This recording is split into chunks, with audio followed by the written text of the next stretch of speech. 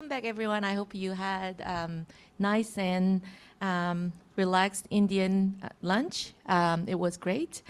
And my name is Jean Hong. I'm an associate professor in political science department and also Korea Foundation professor of Korean studies. So why Korean studies professor sitting here? I'm also interested in East Asian politics in general. So a lot of conversation we had this morning was extremely enlightening, not only to me, but I'm sure to all the audience, all the members in audience in this room and also on Zoom. All right, so it's a round table, so it's supposed to be relaxed and we should engage in each other's conversation. But I prepare a few questions to just kickstart, but just feel free to ask questions to one another if you have on experts on different different regions of the world. So first question I had was, we had conversation, the first session, mainly the relationship between the US and India, and in the second session, US and China. So as someone who's not knowing a lot about the relationship between India and China, I would love to ask the current status of China and India relationship, like with common sense, we know something about Bandung, which is long time ago, when India and China were leading countries for representing the third world or global south in today's term. And then that all seems like went down with the border issues. And then there were another revival of border issue in 2020, as you mentioned multiple times. So how's that going today? And then what's the depth of relationship between India and China? One, politically or geopolitically. Second, economically as well. So whoever wants to start. Yeah, sure. Thank you. Can you hear me? Okay, great. Yeah, it's a great way to start. I think that 2020 was definitely a milestone. I would argue that the India-China relationship has never been a hostile relationship in ways that the India-Pakistan relationship has been. Yes, India and China did go to war. Back in the 60s, they've had a number of border spats and a few clashes. But these are two countries that do get along and engage quite frequently. I think I mentioned this before, that they engage multilaterally in a number of forums, and they meet. There are frequent bilateral dialogues on a variety of issues. Even after the 2020 border clash, you had military-to-military dialogue on very high levels, very frequently, which contributed to this deal that came out recently. And I would argue that more broadly, they share a number of interests, strategic interests globally, whether it comes to concerns about Islamist terrorism. There are a number of areas that they converge. But I think that the competition has really heated up between these two countries in recent years, going back before what happened in Ladakh in 2020. I think BRI, we've talked about BRI a lot already. BRI, I think, was really an accelerant of the competition between India and China. I think Seema and maybe others had mentioned earlier that India had long been concerned about what it regards as this notion of a Chinese string of pearls, the idea that China is building infrastructure, some of it for military purposes in countries near India. And I think that BRI accelerated or intensified that concern just because there is so much more of this infrastructure development, which China has used as a vehicle to deepen its presence in the region. If you look at the COVID pandemic, they were even competing for vaccine delivery for quite some time. India actually had an advantage for a while before it got hit with its own wave, and then it had to pull back on that. So I think that you've had this building competition for quite some time, but they do see eye to eye on some issues. They do work together in places like BRICS, and they are both supportive of this idea of sponsoring, generating alternatives to Western-led models. So I think that's an important convergence too. Add just a little bit. China is on India's border. So, Pakistan is on India's border. The two of them collaborate.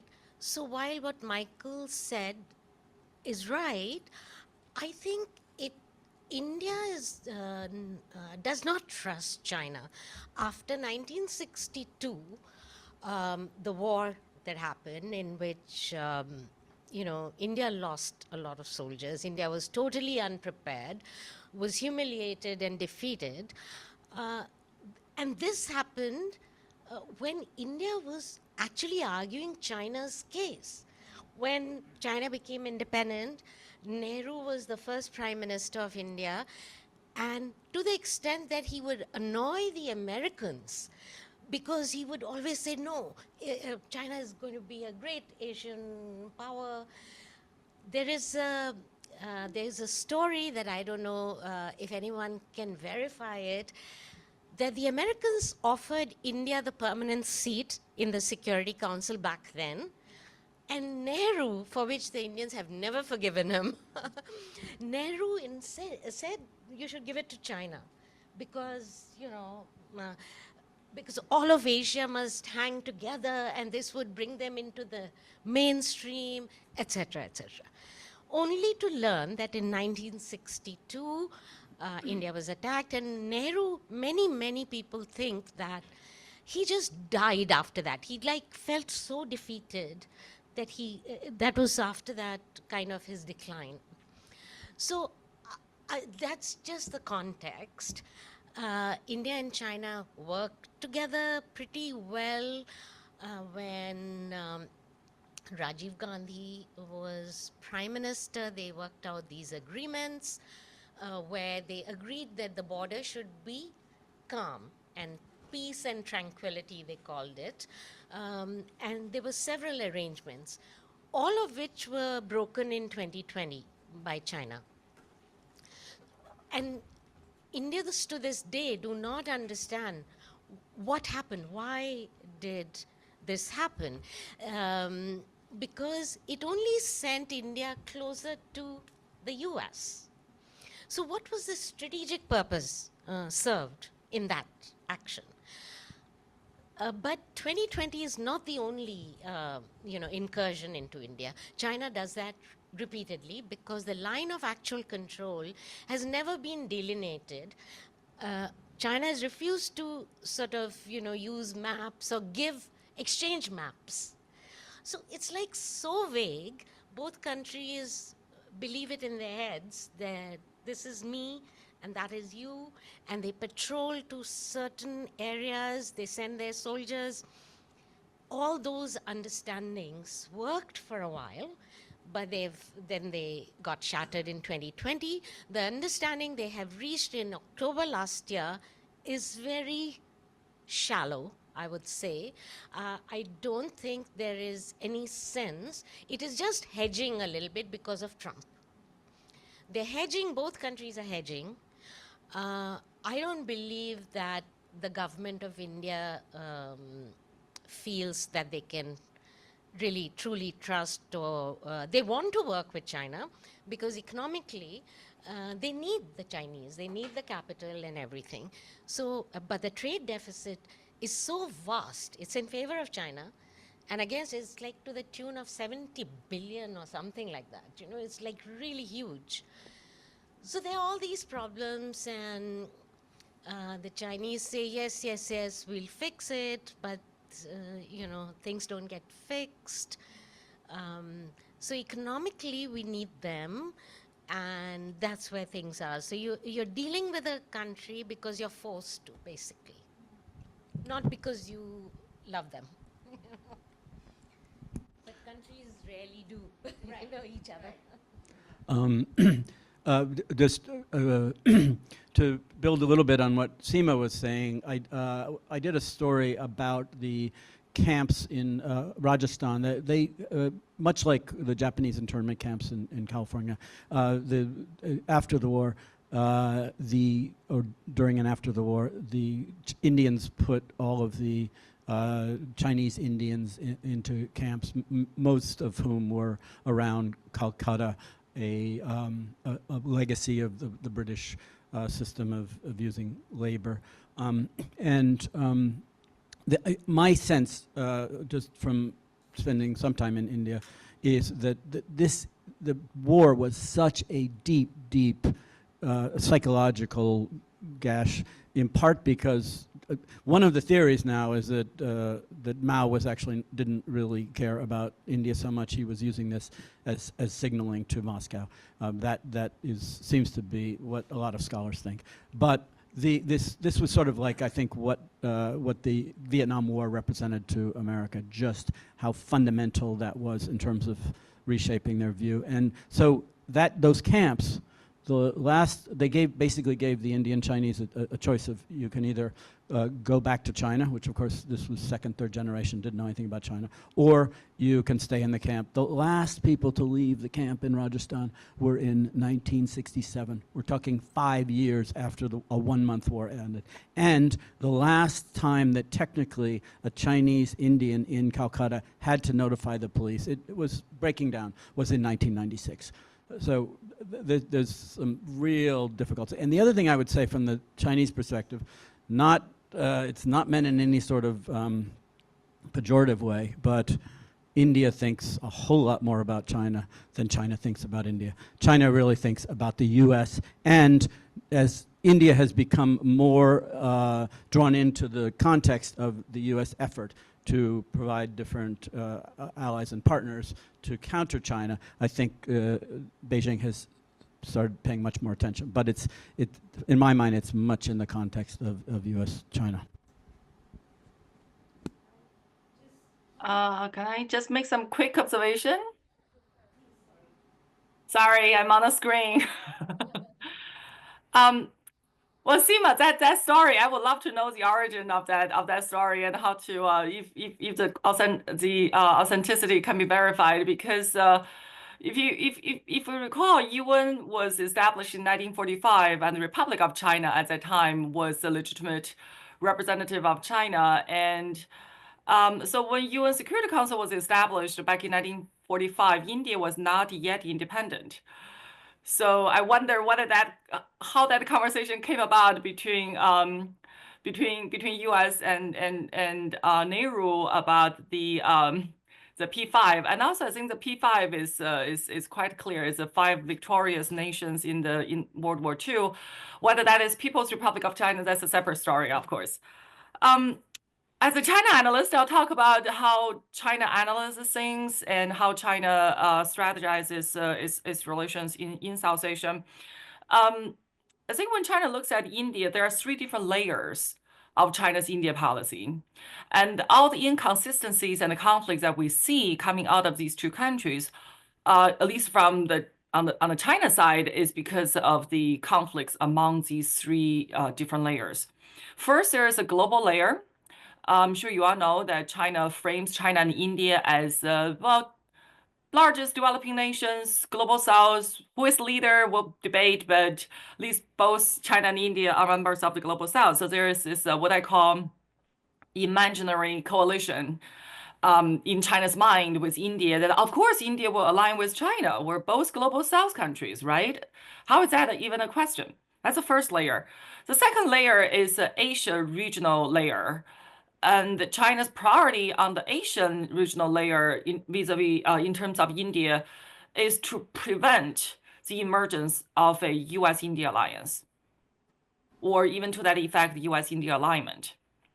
And as you can imagine, where that consideration comes from, it's interesting that Mark mentioned that China does not spend that much time on India. I think there's a very interesting analogy that the way that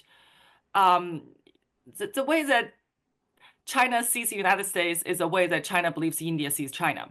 That everything China does is about India, just like China believes that everything U.S. does is about China. So there's some asymmetry here. Then the last layer is what I call the South Asia region, and there I think the Chinese intention in terms of relations with India is the most, I would say, negative or adversarial. It is to prevent the Indian exclusivity in South Asia, that China does not in any way recognize Indian dominance of the region or exclusivity of the dominance of the region. So a lot of the conflicts that we see in China's inconsistent policy towards India comes from these three different angles. Depending on which issue or which particular angle or which layer emerges as the highest priority, we see that China takes different approaches. Like for example, I would argue that if you look at the China-India détente or rapprochement or renormalization of relations since last October and how that came about, I would say a lot of it is associated with the Chinese judgment back at home that Trump is going to win. And China's strategic pressure on the east side of China, which is in the West Pacific, is going to increase. So for China to avoid or to minimize distraction to deal with the incoming Trump administration, there's a need for China to tie the loose ends. And we see this not only with India, but also with Japan, that the reparation of Sino-Japanese relationship in the past 2 months has been quite striking, I would say. But eventually, I agree with Seema. I don't think India trusts China. And I think it's also an interesting question that does China trust India? They probably don't see trust as a fundamental element of the relationship because I'm sure people say this all the time, but I don't think people really think about it, what it means that you cannot move your neighbor, that you are where you are. These are your neighbors. And I had a really fascinating conversation in China about 2 months ago about China's relationship with Russia. That why is China adopting this accommodating or well, on top of other than all their strategic alignment, why does China adopt this accommodating and this almost appeasement approach towards Russia? And one of the top Russia experts in China finally gave me an answer that I find extremely convincing.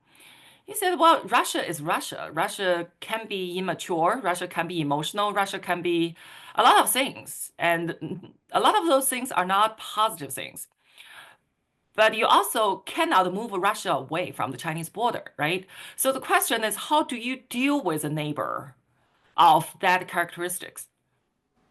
So do you take a confrontational and a hostile approach, knowing that they have nuclear weapons and you don't want to be the target of their nuclear weapons? Or you try to use accommodation or to use things like Shanghai Cooperation Organization to enmesh your neighbor into let's say a normative arrangement or a social construct that will constrain their behavior. So I think that's a very fascinating perspective, I would say, and I think about China-India relationship a lot as well. That what kind of neighbor, you cannot pick who is your neighbor. You can pick whether you want to trust a neighbor.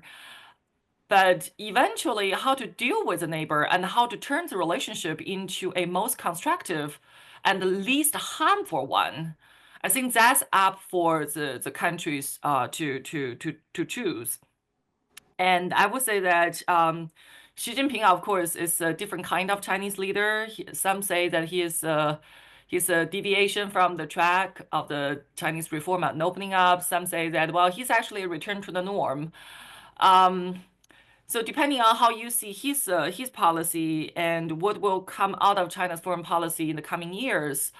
But I think one thing that's probably worth remembering is that by the end of the Cold War, we all saw that, well, great, the Soviet Union is gone. Our geopolitical threat is resolved.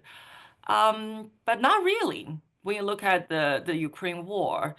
So how to deal with neighbors that you don't trust and potentially are hostile, I think is going to be a perpetuating issue that will deserve our attention. Thank you. Apparently, a lot of follow-up comments. Yeah, I know you. Go ahead. Seema, go ahead. No, I mean, to the point that China doesn't spend as much time thinking about India. If it didn't, then it wouldn't prop up Pakistan's nuclear program. It wouldn't prop up, all sorts of things in the neighborhood. So it defies strategic logic. It makes, it sounds nice, that we are so big and so powerful, and India is a poor country. Plus, it's a democracy, you know. Look at efficient China and look at a dysfunctional India, that kind of thing. It all fits in that. But I don't buy it. You know, I just don't buy it. It's a talking point, it's a press release, it's propaganda that we don't spend time thinking about India. If they didn't, they wouldn't be making incursions every few years. 2020 was only the most violent incursion. Things have happened at least 5 times between 1962 and 2020. Yeah, I just wanted to say a bit more about the issue of mistrust. I agree that India does not trust China, and the Pakistan factor looms large here. I mean, the relationship that China has with Pakistan is impossible to avoid when you're talking about India-China relations and how they view each other. And there have been a few recent bumps in the China-Pakistan relationship, but at the end of the day, Pakistan looks to China to supply it with a lot of military equipment and other sensitive technologies. This is ramped up in recent years, particularly as the U.S.-India relationship has strengthened on the defense side. But also, I think that you could see the mistrust through an economic lens. I mean, it is notable that China is a significant investor in India and has been for quite some time, particularly in key sectors, whether you're talking about cars or clean energy or whatever the case may be. And if you look at the bilateral trade volume between India and China over the last few years, it's not dissimilar from U.S.-India volume. Certainly it's trade that is not in India's favor, but it's there. However, despite this, there are limits to push that commercial cooperation forward even more. There might have been an opportunity a bit earlier this year. India's economic advisor basically produced a report that said, well, maybe it's time to think about loosening restrictions on new Chinese investments, which was a policy put in place after the Ladakh clash. And there were some that thought that the border deal that came out last year might provide space, diplomatic space, to try to enable the two countries to work a bit more closely together on investment and maybe loosening some restrictions on Chinese investment. But there's no indications that that's going to come. And I think that comes back to the mistrust issue on India's part. Relate to this? Okay. Go ahead. Related to China-India relationship. To China-India. Actually, to back Seema's point, there's an article in the Wilson Center done by a PhD student that there is actually evidence, archival evidence, that the US offered India a seat. This was in August 1950, to assist India in assuming a permanent seat at the UN Security Council. That evidence has emerged that that was actually a thing that happened. So it was in 1950, though. And it was not like at the time of formation, but at a later point. Okay. Yeah, and so that, but I do have another question, sort of related. So going back to the point of, like, we talked about, like, geopolitical ambition, and I work comparatively on India-China. So at first I'll state, like, the Chinese geopolitical ambition that we talked about here, like, especially when thinking about their Belt and Road Initiative, their sort of boundary expansion. I remember reading an article this summer in the New York Times where, like, the disputed territory between India and China, that's where the Chinese are taking people and settling Chinese nationals, so building, like, border settlements. And also, like, whether it's Maldives, like, when it comes to, there's also, as all of you rightly pointed out, this effort to one-up each other in terms of influence, especially when it comes to South Asia, when it comes to, like, smaller countries where India historically had influence, whether it's Nepal, whether it's Sri Lanka, whether it's Maldives. We have China also wanting to create that sort of influence, Chinese pull of strings, and so on. But then counter to it, India also trying to make similar moves, like giving, hosting the G20, asking all the African countries to join. And so there's geopolitical ambition on both parts, I should say. And what I want to really understand is that to what extent is this driven, you guys think, by ideas of civilizational nationalism, both on part of like China and India, like both kind of vying for that kind of influence in the world. Can I add one question to the same thing and then continue? Quickly, so I mean, to your last point, and lately I have been thinking about this. I mean, we keep hearing about exceptionalism, American exceptionalism, down the Chinese exceptionalism. If China has to claim a territory, it comes up with a map 10,000 years ago or something like that. Now the question is that with the rise of Hindu right wing within India, and since 2014, this is not the same India. This is the India which is very much coming from that civilizational exceptionalism as well. So, you know, we're talking about the term Vishwaguru, which basically means a global teacher. India sees itself also is aspiring. And so, you know, I would love your comment on that. And also just to quickly point out, when we are talking about India's sway of influence, do remember, we can also look back at a lot of maps and see India's sway of influence all the way till Indonesia, Vietnam, Cambodia, the entire Malay Islands. So it's not that China is the only dominant power in terms of its influence beyond its mainland. India also had that cultural kind of influence across, and not just in terms of religion, but also in terms of politics. Should we let Yeon have the first one since we... Sure. Yoon, do you want to make first comment? Sure, I do want to make some comment. I think first on the UN seat issue, thank you for that clarification. That's my understanding as well. So it's not a proposal for India to replace China on the UN Security Council. It is to add, well, basically it's UN Security Council reform agenda that we have been hearing for the past several decades, that the permanent seats needs to be broadened to include more permanent members. So, so yes, that is indeed the understanding. On how much attention that China pays, in my view, this is the difference between the giving end and the receiving end, right? It's like US telling China that, well, not all of our policy is about you at all. Really, you're not that important. And the Chinese were like, no, we don't believe it at all. It has to be about China. Everything must be about China. If it's not about China, or if you didn't think it was about China, it just shows that you're inconsiderate. You did not even consider our feelings that could be damaged, our interests might be affected by your action. So I've seen a lot of this type of impression out of the Chinese policy makers. As a China analyst, I find that quite ironic as well. In terms of the sway and the influence, again, we are in a fast-changing environment, right? We saw, well, 10 years ago was still globalization, now it's deglobalization. We are seeing the rise of nationalism in a lot of countries. We're also seeing strongman leaders rising in a lot of countries. So where does that lead the global politics? We don't know.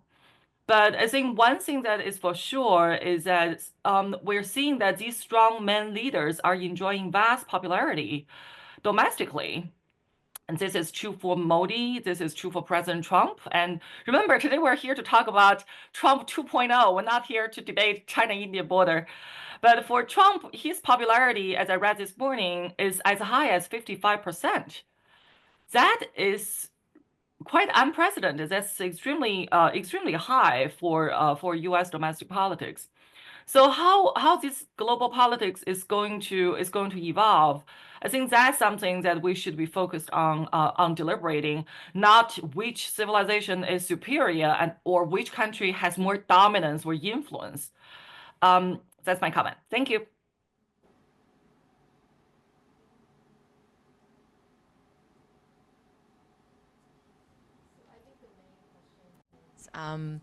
Not only China, but also India probably will be more developing and then will be more influential around the neighboring countries around the area. So do you see that as a near future and potential, you know, point of like cultural conflict or any possibility of destability in the region? So the current government in India has said that when India completes the 100 years of independence, he wants India to be a fully developed country. And it's already I think, the fourth largest economy. So yeah, that is the dream, that is the aspiration. In terms of exercising influence, I mean, there is absolutely no comparison between China's influence and India's influence. I mean, the scale is just vastly different. And as for being everything about China, the example that you gave about Chinese thinking that all US policies are about China. Well, now they have said their policies are about China. So now they're out in the open. The whole business with Greenland, about Panama Canal, it is about the growing influence of China in the Western Hemisphere that is troubling people in the Trump administration, and I think it was troubling even the Biden people. So when a country becomes so influential that it starts to enter the backyard of another hegemon, that's when trouble begins. That's what happened on a very small scale in the India-China situation. But it's going to happen on a rather big scale with US, China, I think. I can weigh in a bit. I think that India has leverage in its own region to a degree, particularly when it comes to those smaller states of South Asia that rely on India for support, for humanitarian development support. And I think this is one big reason why Maldives, for example, contrary to the boast or the suggestions of their new president, would essentially push toward China and leave India in the lurch. That was never going to happen. I think one could argue the same thing about Sri Lanka and even Nepal to an extent. But I think that India does face a number of challenges to its influence in the region. Some of these are new, some are not. One is a structural one, the power asymmetries of South Asia, right? India is by far the biggest, most populous, richest, et cetera, country in South Asia, not including China. I don't consider China to be a part of South Asia, even though it's obviously very present. And this has, over time, and this is not a new thing, generated certain levels of suspicion, unhappiness on the part of publics as well as governments in some of these smaller states that believe that India is meddlesome, interfering, bullying, and so on. I was in Nepal a few weeks ago, or back in November, and talked to a lot of people there. They still haven't forgotten about the blockade, the Indian blockades, several years back, or more than several years back. And another issue is just a reality of domestic politics in South Asia over the last few years. We've had the emergence of a number of new leaders that may not want to jump into China's camp, but are more China-friendly. This is certainly the case with the Maldives. It's the case with Nepal. To a lesser extent with Sri Lanka, and of course Bangladesh is a whole other story completely. So I think this has posed some challenges for India. But given what India is able to do, given the reliance that so many countries in the region have on its support, I think that in of itself is leverage. I mean, take Afghanistan. I mean, this is really fascinating. Just the last few months, we've seen India very cautiously scale up its engagement with the Taliban there, which surprised many people. But then again, India has historically been a top supplier of development support in Afghanistan, and it wants to keep doing that to maintain the goodwill it's been able to earn from large portions of the public there. So I think I'll end there. Not directly related, but one distinction that I see as well is that I think India and the US sort of have aspirations or the ability to extend their value system or their form of government or their culture. Certainly I think China can with its culture, but I don't see, either because it hasn't had much luck or because the model for China is so unique, I don't see a huge amount of effort by China to directly export its model. And if you look at, China is respected. China is wealthy in many ways. It's very capable. There are many countries that can work with it transactionally. But if you look at kind of its closest allies, you have North Korea and formerly Syria and Iran, and they don't have that has been one of, I think, the initiatives that the Biden administration has quite effectively worked, which is that there are countries that kind of want to follow the approach and the culture and the system of India and the U.S. in a way that I see less with China. Question? If I may go back to the point about making do with neighbors, desirable and not so desirable, and ask an incredibly predictable question as the director of the Nam Center for Korean Studies, which is to go back to the point that was made. I mean, I think North Korea came up several times in the panels this morning, and it was just alluded to also. So, contrary to a lot of my students who think, who are used to this metaphor of China and North Korea relations as being teeth to lips or lips to teeth, I think that's often used.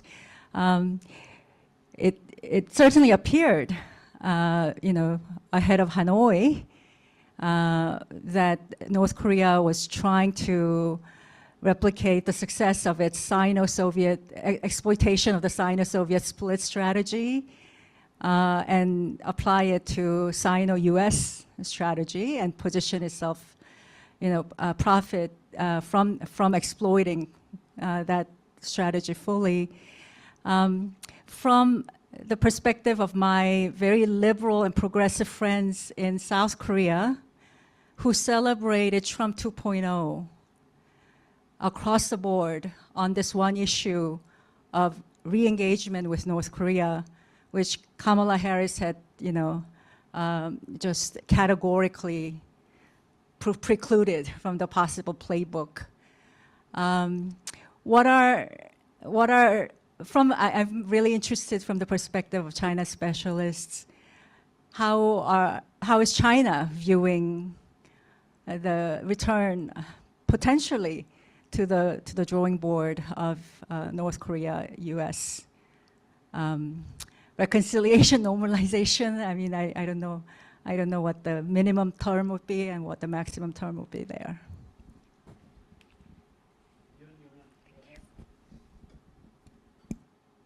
I see Mark pointing at me. Mark, thank you, and thank you for the question. I fully agree with you. I think the North Korean manipulation of the Chinese anxiety is historical and it's remarkable, and it works every single time. And every single time North Korea plays that card, the Chinese jump on it. And the last time that we saw this was in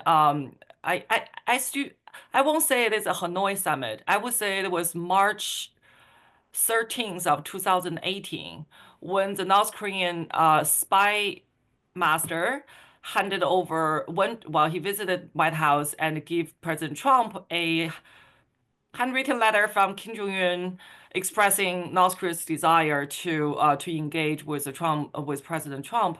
And remember, this was based on 7 years of deterioration of relations between North Korea and China. Basically, since Kim Jong-il passed away or died in December of 2011, the relationship was in a frozen stage. So when North Korea reached out to President Trump, it immediately turned on the Chinese exclusion anxiety. And within the same month, Kim Jong-un was invited to visit Beijing. He visited Beijing 2 more times that same year. So I think it definitely worked. And if we take a look at the Trump first-term engagement with North Korea, we know that they were talking about the roadmap. They were talking about the reciprocal approach to denuclearization for security guarantee. But I think what was not mature back then, and I'm still curious to see whether it is mature now, is that U.S. can move forward and live with a nuclear North Korea. Meaning that if U.S. is going to make a deal with North Korea, the implicit message is that North Korea is not going to denuclearize now. Denuclearize a bilateral agreement between U.S. and China and North Korea based on denuclearization is immediate denuclearization is not going to happen. So you're right that Kamala Harris would have adopted a policy of strategic patience 3.0. So Obama was strategic patience 1.0 and Biden was 2.0. Because there's a domestic political barrier to any engagement with North Korea, that the denuclearization is an obstacle that cannot be moved. But coming back to U.S.-China relations, I think the understanding is that if there's going to be a U.S.-North Korea negotiation, eventually that negotiation will have to include China somehow, because North Korea will not have the full confidence or the full trust. Again, coming back to the issue of trust of the U.S. intention, and the China will have to provide some level of guarantee in that agreement. I think the Chinese are positioning themselves for transactions, for deals, or for negotiations on this particular issue, but it's not going to be a fast transition. It's not going to be a fast process of reaching any agreement, partial or complete. But we're also seeing the same pattern out of North Korea, right? They saw that Trump is going to inaugurate, and we have seen in recent weeks signs of North Korean provocation. We saw more provocative rhetoric out of the North Korean government. So all these are interpreted as calling for attention. President Trump, look at me. I'm still here, and I can still make trouble. So please engage me. So I think we are looking at a very interesting potential of U.S.-North Korea engagement with potentially interesting and I would say awkward role for China in it. If I add one dimension here, there were a lot of, related to this issue, there were a lot of discussion about how nuclear weapons arrive in India, Pakistan, in these two countries. And there were a lot of hope in Korean far-right group that US will be able to allow nuclear weapon in South Korea because of the history of India and Pakistan nuclearization. So is there any wisdom an Indian expert would share about this increasing tension and then Trump uncertainty in it and North Korea playing the geopolitics in this area in terms of keeping its nuclear weapon? Yeah. See, the history of India-Pakistan nuclear weapons race is a little bit complicated. India took a stand way back in the 50s and 60s. It will not sign the Nuclear Non-Proliferation Treaty, which said that only 5 countries are allowed to have nuclear weapons. And anyone who came after the China tested nuclear weapons is no longer a legitimate nuclear power. They must abandon all ambition. India never signed that treaty, considered it discriminatory, stuck to its stand forever and ever, and finally won, I think.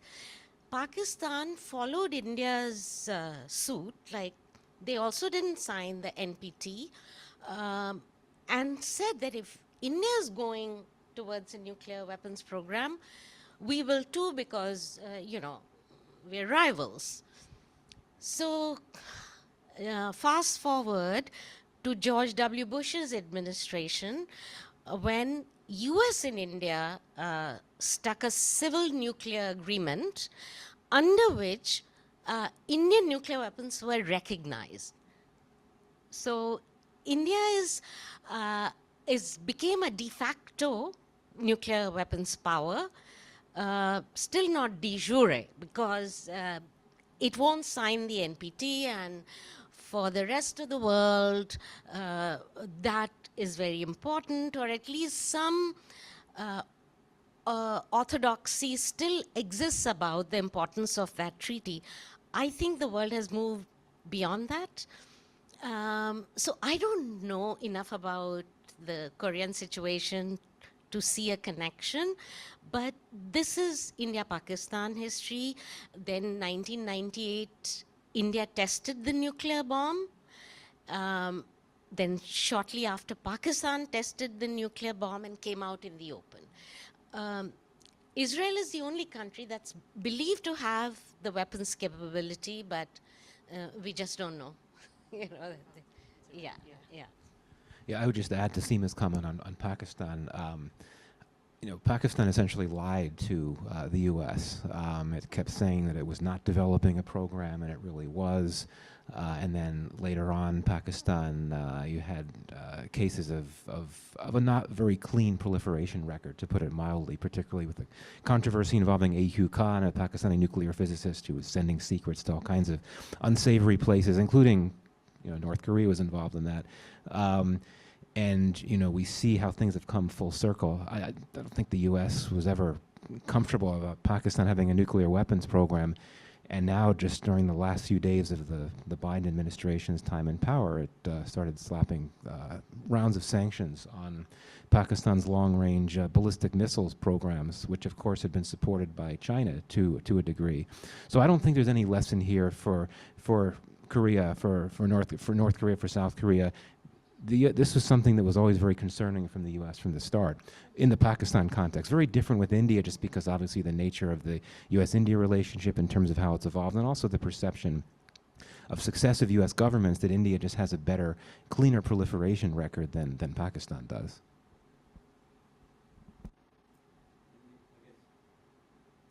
The other little point that I'd make, it's kind of an interesting dynamic, you know. South Korea is already thinking, as the U.S. threatens to take more military support away, that discussion is already going on. Do we need to nuclearize in order to counter that? And with the Trump administration, I almost wonder if it could work the other way. We will not have to support as much if you are nuclearized, and then that will take some of the cost burden away from us. Can I just add a quick note on that? Because I remember back in 2016 and 2017, the Pakistan model was discussed quite frequently on the issue of North Korea. And the model basically, a rough definition is that you recognize you accept North Korea as a nuclear state. And the theory of change on denuclearization on North Korea, that approach or that proposal is based upon was the assumption that North Korea is not going to denuclearize unless and until there is a change of regime. So the Pakistan, I remember the discussion at the time was a Pakistan model essentially is an approach to offer some normalization of relationship between US and North Korea and to open the North Korean society, and hopefully to use that opportunity to modify the North Korean regime and eventually lead to denuclearization. So it was not a blank check to accept North Korea as a nuclear weapon state. Instead, it's based on a theory of change that North Korea will have to be open before it can denuclearize. And then related to South Korea, I'm sure there's a lot of issues of alliance management between US and South Korea, and the issue of reassurance. And I'm sure you have heard the term that in some of the alliance management literature, reassurance is a bottomless bucket. That you can never reassure your ally enough unless the ally wants to be reassured to begin with, right? So it's and the other side of the same narrative is that so reassurance is a bottomless bucket, and deterrence is in the eyes of the beholder. So if you think about that, so for I think there's a little bit of additional thinking about this South Korean calling for nuclear weapons of its own, which goes back to the issue of, well, is this a means to an end or is it an end? Does South Korea wants nuclear weapon, or South Korea wants to use the argument for nuclear weapon as a bargaining chip to get more out of the United States? And I think in the end, people opted the second interpretation, which is that South Korea was trying to get more reassurance and more cooperation from the United States in terms of its national security. And it was a vastly successful strategy. Thank you. Well, if we move on to a little bit different topic on economics. So previously, before Trump 1.0, I think a lot of China neighboring countries I'm sure, including India, had kind of dual track. So politically or geopolitically, you are sort of closer to China, but economically and in terms of investment, betting your economic future closer to China. And beginning from 2018, trade issue between trade conflict between Trump administration and China, that became sour. But it was really under Biden administration where this value-based global, value chain, global economy is really being pushed as a norm. So the big question, I think, in economy sector is that like how much that value based, like democracies work together with democracy, while non-democracies we shouldn't engage too much in terms of economic activities. How much that will continue under Trump administration? And some of you mentioned that some of the Trump administration, the secretaries, they are very hardcore, not just anti-China, value-based people as well. So I would love to hear something about these issues, because as we mentioned a lot about India, it's very hard for neighboring countries which to be in gray area. Like during Biden administration, I think a lot of countries were pushed to decide the side, and then that put press a lot of pressure for economic actors. So I would love to hear about that. So this it's interesting. This is very much an issue that came up when I was in the Philippines a couple of weeks ago, where they're looking at, okay, we're gonna get, but most of Southeast Asia and many countries in Asia, as you say, have sort of tried to fence it. So essentially, use the U.S. for security and turn to China for economics and juggle those two the best you can. And the feeling was that Trump is not gonna potentially put up with that quite as much. You will not be able to. This, you often heard Kurt Campbell say, we're not forcing anyone to make a choice, and we accept that you'll need them, but we, this very, which given the muscle of the U.S. and its hegemonic past, I don't completely buy, but it was, I think, a good approach to counter China and the values-based arguments and all this. And so their thinking was that, okay, this was one of the presidential advisors that I spoke to. We have a window here. Okay, Trump is a deal maker, and we have to pretty quickly think, if we are going to be forced to make this choice and move further into the U.S. camp, we need to quickly see if we can make some sort of deal on that. And one of the things that they were talking about is, again, since we're going to be drawn into the Taiwan conflict, let's try to get a piece of the value chains that are being developed now to offer alternatives to China. And part of that would be, in the Philippines case, they're actually the second largest producer in the world of nickel, I guess. And so the strategic metals issue is something that is very much contested now that China has such a grip on a lot of these things. And the second one is to see if they could get some piece of the value chain associated with semiconductors, because TSMC and China and Taiwan and the Silicon Shield are such a key issue. And they're not obviously going to be at the high end, but they were hoping that they could get some of the packaging. So I think that kind of lays out one country's feelings on this issue, that yes, we've been able to enjoy the choice, but we may not be able to get away with that in quite the same way in the future.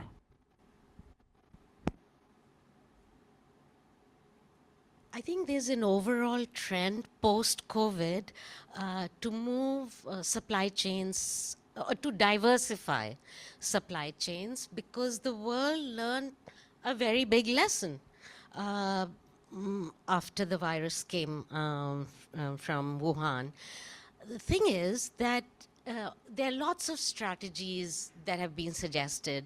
One is China plus one strategy, where you produce in China, but you also have some kind of alternate. The other is for key materials like critical minerals and, pharmaceuticals, things that are absolutely essential to life. Try to increase manufacturing in quote unquote trusted partners, people who have the same value system, at least they're, they're all democracies or something like that. So there's an effort, but it's going to take a very long time, I think, to firstly, the US corporates are not exactly keen on this policy. They're fighting tooth and nail that, and have been since the Biden administration took over. From day one, and till last year, the Biden team hadn't got the actual regulations in place, of what can you export, what you cannot, and they are just fighting. Same fight will happen on AI chips. It's happening in the semiconductor area right now. So it's going to take a long time because this dependence on China developed over decades. And it was a slow process, and you just can't turn off a switch.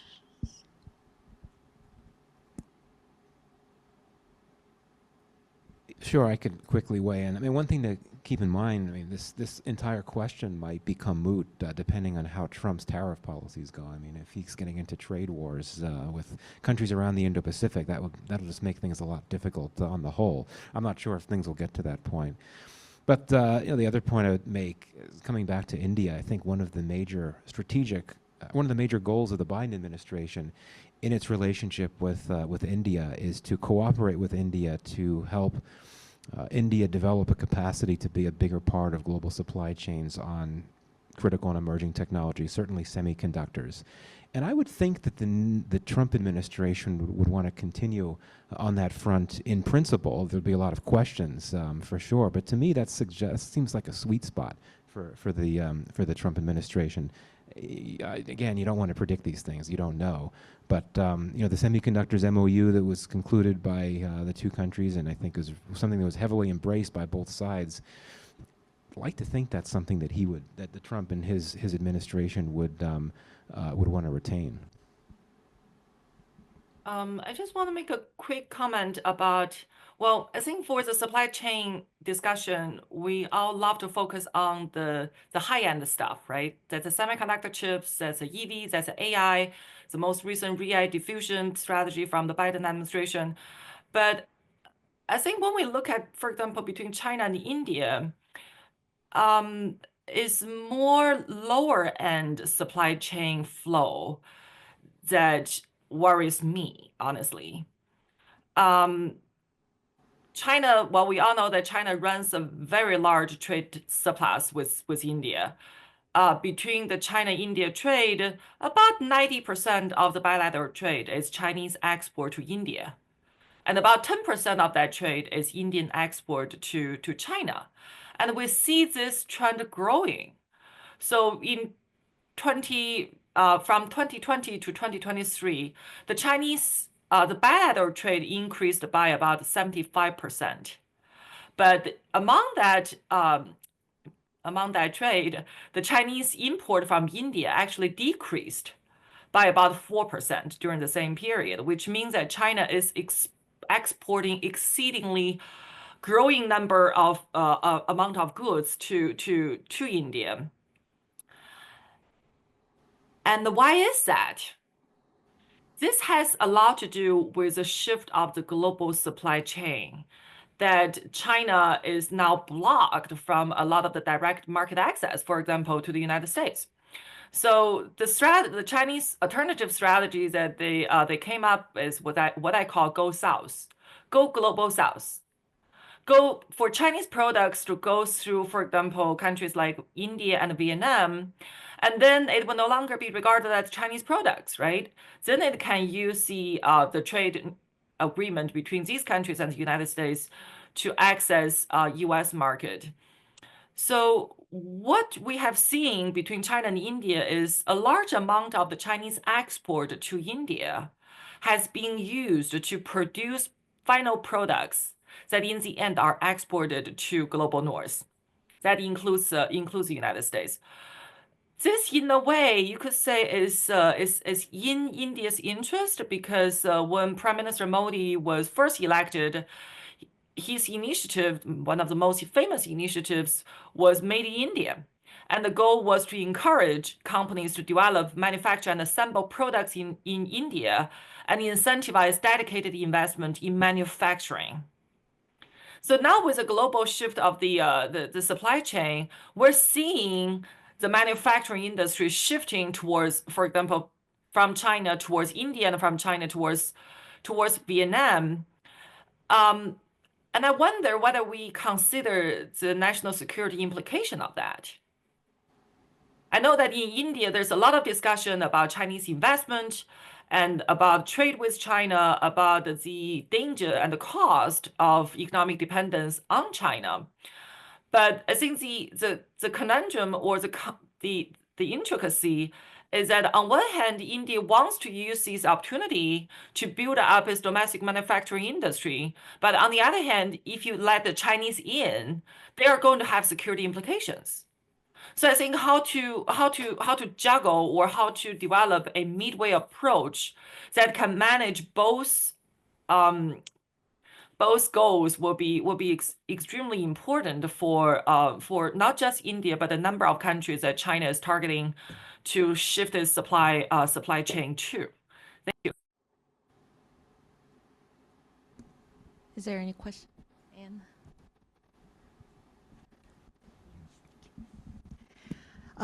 Thanks very much. I'm wondering if you can all say something about the rise of strongman politics in India, China, obviously, maybe in the U.S. as well, but you know, and obviously seen in other places around the world. And I guess my question here is, what do you think the limit of this is? Should we expect strongman politics now to continue until someone oversteps themselves? Should we expect a resurgent interest in, if not democracy, then at least in more, in multipolar or with multipolar politics, multi-party politics within these particular countries? And Jean, I know you're an expert on authoritarianism. We would love to have you jump into this as well.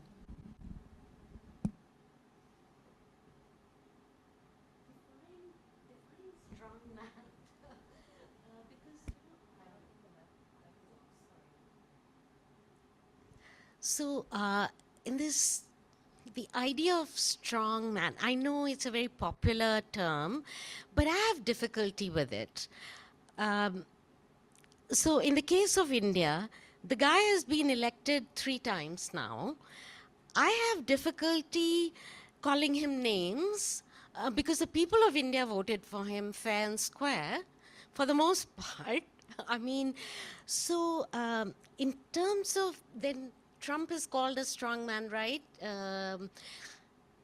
He also is a product of the way politics evolved in America, how a certain set of people felt disconnected, left behind, and he seemed to sort of connect with them.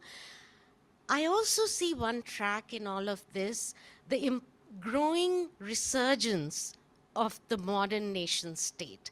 So this whole idea of being a global citizen and we're all one world, that's out of the window now, because various things happen under this unfettered globalization. Mainly, some people benefited and many did not.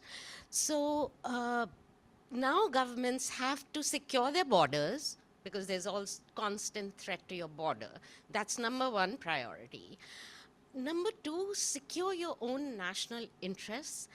And whoever can sort of articulate it well and resonate with the people is the one who's going to win, at least in democracies.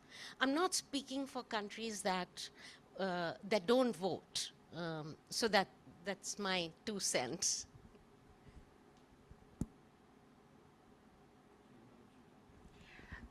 So I think what Anne meant by strongman politics is that this person, it's related to populism. You know, as long as you're popular, as long as you're powerful enough, and then as long as there is a sense, common sense that you are supported by people, you can go beyond that the institution that exists. You can do certain things against the lawmakers or political party. You can desert the party that doesn't seem to fit the national interest. Like, I think what she meant by that is like, that's like kind of overstepping. And then that itself can threaten democracy, as we see recently in the case of South Korea. You know, martial law one night, and then the whole month afterwards was very chaotic. And while doing the interviews in the United States, I was surprised that a lot of people make connection between the martial law declaration in South Korea end of last year and January 6th. You know, both of them kind of using, one was, you know, state power, the other was more supporter power, but both violent. So is it, you know, it's kind of outcome of or long tail of strongman politics because both were kind of supporting unilateral decision or sort of the cue of one strongman. So I think one sort of worry is like over politicizing a lot of social issues and using violence, you know, ignoring the existing institution, including democracy or other institutions. So I think that will be very concerning for a lot of scholars, especially working on domestic politics. Yeah. Not to, just one small point. I think before strongman politics, there was strong woman politics. If you remember Mrs. Gandhi in India, Golda Meir in Israel, and Seema Bhandaranaike in Sri Lanka. Very strong women, and did some pretty tough stuff, you know, that wouldn't pass the liberal test, let's say. You know, the only thing I add, I would be comfortable labeling a number of leaders across the Indo-Pacific as strong men, strong persons, whatever term one wants to use.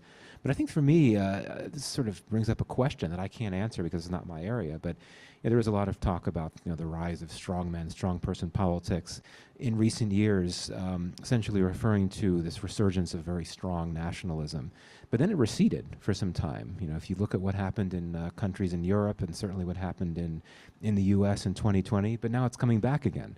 So what accounts for these changes? What accounted for that receding and what accounts for it returning now? I guess it's a question for scholars like you to look into. But that's a question that I often have. It hasn't been this linear progression. You know, there's this resurgence, then it sunk, and then it came back. So. I don't have anything to add. Thank you. Okay. Well, sure, go ahead. Just directly answering you, and I think I did not want to think, and I thought Trump was a flash in the pan. I thought then it started to grow, Bolsonaro and Modi, and then we see the AfD gain precedence, and Hungary with Orban, and Austria, and so I think I've had so many conversations, because obviously the media is directly influenced by this, as I think all of us have, on what is going on, what are the causes, social media, what's happening, wealth gap, you know, and so vis-a-vis scholars, I think, you know, it's one of those things 20, 30 years from now we'll be able to look back, oh, the Industrial Revolution, it was moving too fast, that's why the Luddites were fighting back, or whatever else. So that's one thing, and I do think probably what you were saying, that it will have to hit some excess before it starts to reverse. I think that's kind of, in my mind, the way movements go. Can I quickly make one? I think it's important to make, Seema, a difference between electoral democracy and a liberal democracy. This justification that somebody has been voted in could be used for Hitler as well.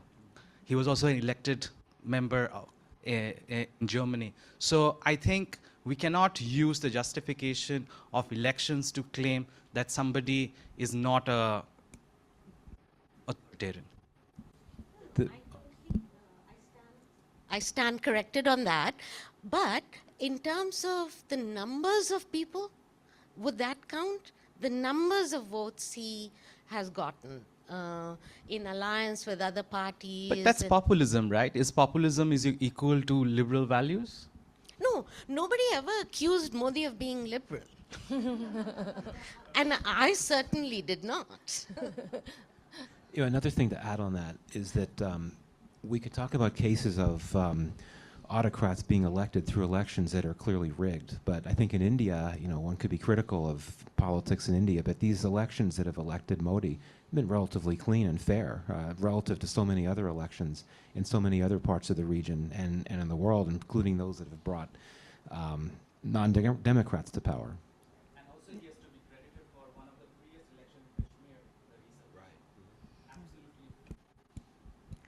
Yeah, I would just really quickly jump back in and say, I think the interesting part of putting China into this story is what you see in Xi's behavior is similar to what Jean was describing, where there are institutions that operated in China to limit, constrain the power of the executive, not, you know, in order for the mass, in order to provide for mass political participation, but in order to provide for a more oligarchic, a more committee style of governance. And those are the kinds of institutional restrictions that have, you know, that she has been able to push through. And I think I think the question here is one, as Jean stated so much better than I did, of it's not so much whether these leaders are legitimate or approved. It's whether these leaders can alter the rules of the political game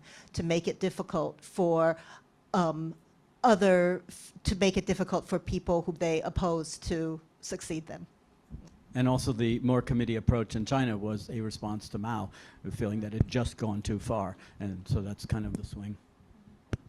I totally agree with you, and these strong leaders will and have messed with the institutions in almost every country, and in Trump 2.0, that's something to watch out for, the way he wants to restructure the federal government, the Department of Justice, and the intelligence agencies, etc.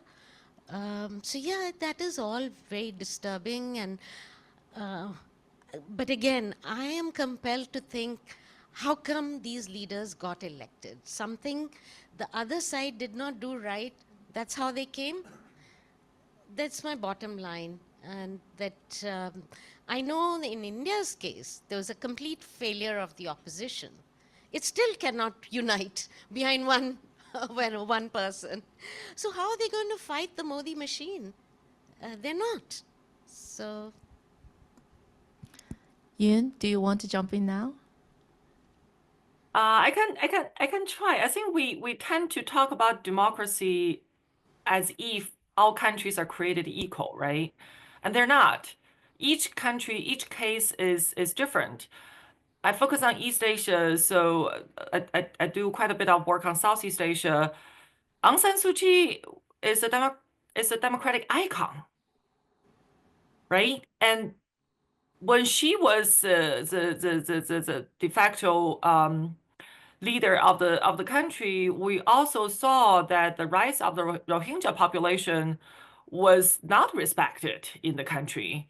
And we also saw that the Burma chauvinism vis-a-vis the ethnic minority rights, it was an ongoing sore spot for the reconciliation. In Southeast Asia, we also saw Duterte. Remember what he did and what he said during his presidency. And I mean, these are vastly popular leaders that were voted into office. But I think the result of their policy, I think, also sends a very loud message across the region that democratically elected leaders may not be the most ideal policy makers that we imagine them to be. And there are local realities that we have to reckon with. In Myanmar, there are 135 ethnic minority ethnic groups, and in the Philippines under Duterte, drug trafficking was one of the key social problems that the Duterte government tried to deal with. So I feel that we are unable to draw a generalized conclusion across the board that democracies are created equal. And of course, again, put on my China analyst hat, I think Xi Jinping's behavior, he definitely destroyed a lot of the institutions, right?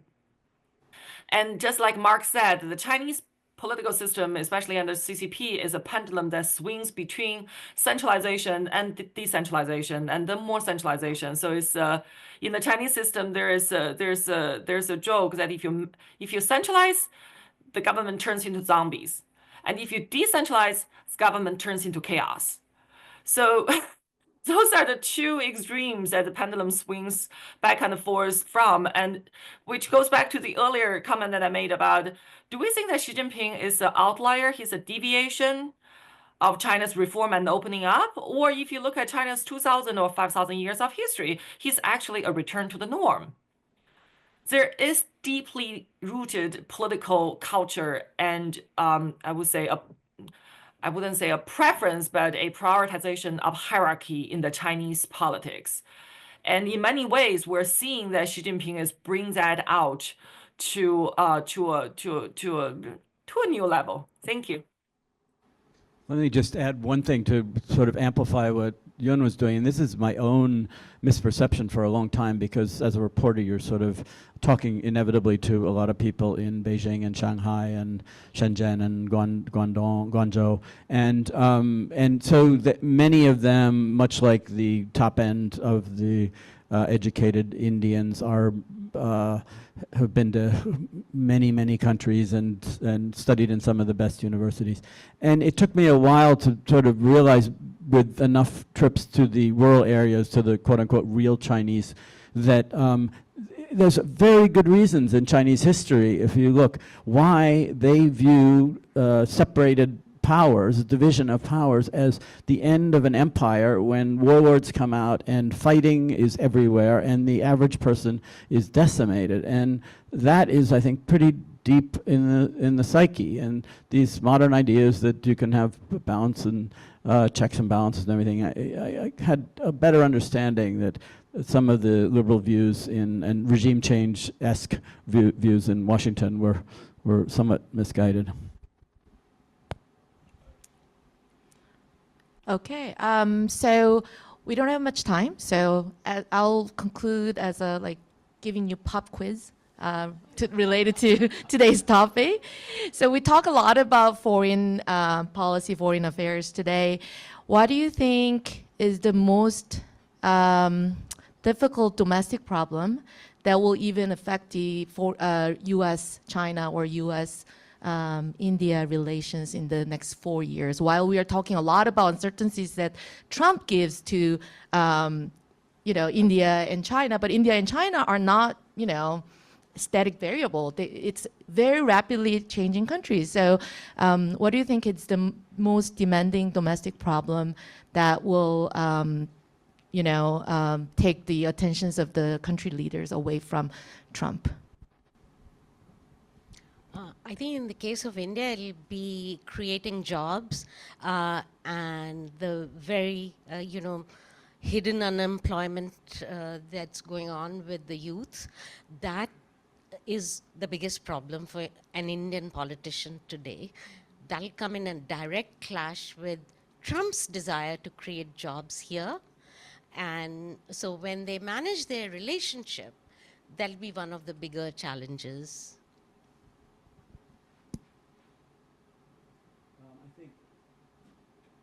For the U.S., I think the confluence will be jobs also for Americans. And it's interesting, the fentanyl issue that Trump has brought up quite early, because in many ways I think statistics bear out that the MAGA crowd has been the rural, not terribly well off part of the US population has been hit hardest by fentanyl. So I think that is an issue. And then I think maybe the tug of war between jobs and consumption, consumers.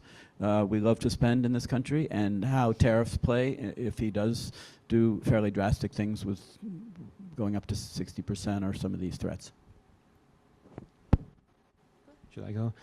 I think I would agree with what Seema said about India, but also, Indian trade policies in terms of how those will be seen by the Trump administration. I think that's going to be a challenge. But as I said before, I mean, there could be a silver lining here. That I think that if New Delhi takes the initiative and plays its cards right, I think that it could make a pitch to the Trump administration to really sit down and work out some type of deal to address these concerns about tariffs. At least having that discussion could be very helpful. And I don't think that the Trump administration will be interested in these formal, repetitive strategic dialogues, including on trade.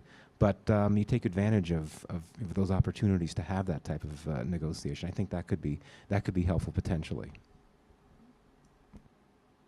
Yeon? I think talking about China, with or without the United States, with or without Trump, China's essential problem is this conflict between security and development. And this is a relationship that the Chinese Communist Party has been debating since day one, since 1949, right? Which one is more important? Deng Xiaoping's answer was, well, let's focus on development. Development is the center of everything. And coming to Xi Jinping, his answer is that, well, I think we have developed enough that we can afford to sacrifice some of the economic development opportunities for the sake of national security. And now we're seeing the consequences of that, right? The economic slowdown, the chilling effect over foreign investors, the driving away the foreign investors, and also what eventually culminated as China's economic slowdown. And I think Beijing is trying to find a balance between these two, that we can still have our security, have a one-party control, but at the same time still have generally enough economic growth for us to carry forward. But I think that delicate balance is extremely difficult to manage. Where China will be, where Xi Jinping will be, how Xi Jinping and Chinese Communist Party will be defined in history will be based on how they answer this question. Because the record from the past 10 years is not a positive one. The record of the past 10 years is 10 years of China's economic growth keeps deteriorating, keeps dropping, right? And China's relationship with the United States also keeps deteriorating. So there are a lot of questions being asked, but given China's today's political environment, I don't think they are able to reverse it or change it significantly. But eventually, if you read Shenbao's book on adaptation and atrophy of the Chinese Communist Party, the party is always able to adapt. But the party always finds no incentive to adapt unless it has to. So with that cheerful note, thank you. Thank you so much, our experts of the day. Let's give a big applause to them. Thank you so much for everyone here.